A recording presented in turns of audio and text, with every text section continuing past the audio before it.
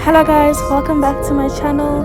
Today I'll be showing you how to make a very easy and quite healthy red velvet cake. I am using beetroot in this cake, which makes it a little bit healthier, so you can have as many slices as you want because it's basically a health cake.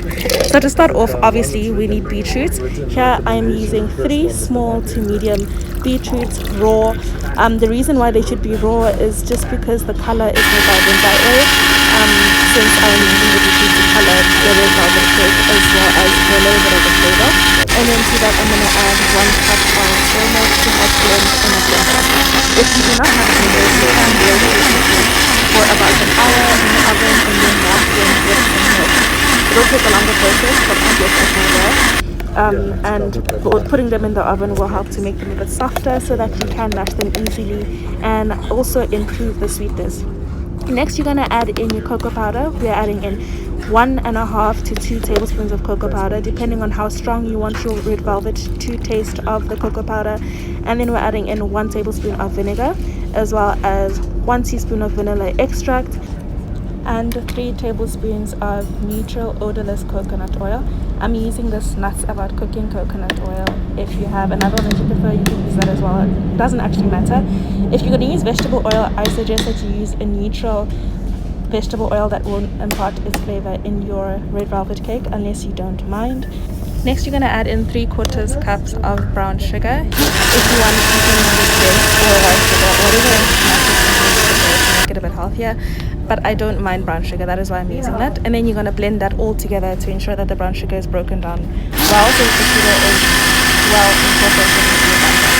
Next, you're going to use your dry ingredients, and for that you need 1.5 cups of flour, half a teaspoon of salt, and then you're going to give that a quick whisk. Mind you, I'm using self-raising flour. If you're not using self-raising flour, then you're going to add in 2 teaspoons of baking powder to your dry mixture as well. After whisking that well, you're going to add in your wet ingredients and add that in increments so that it's easier to whisk, which is what I'm doing. I highly suggest that because you don't want to over mix your batter, but at the same time you're going to ensure it's nice and smooth and silky, and just look how beautiful that looks. Anyway, while you're doing all of this, please ensure that your oven is already preheated so that you can just do a quick in and out. Otherwise, you're going to just have to wait for it to heat up before you add in your tray into the oven. Preheat it at 200 degrees Celsius and then decrease the heat to 180 degrees Celsius so that you can bake the cake for 30 to 35 minutes until it is done. 35 minutes later, you can poke the middle of the cake to ensure that it's done, and this is what it should look like. After it has cooled down, you can decorate it the way that you like.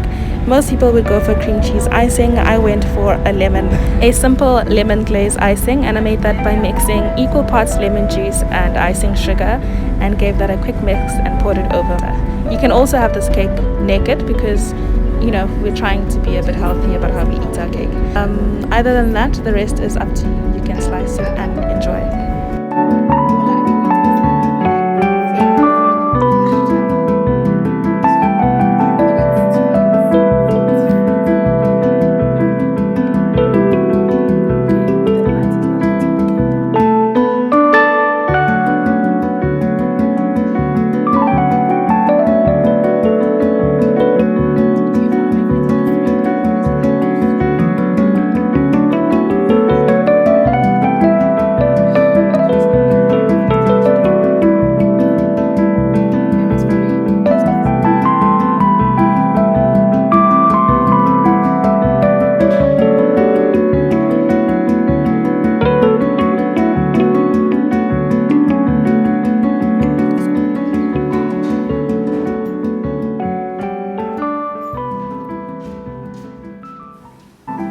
As usual, thank you for watching, and please don't forget to like, subscribe and comment below.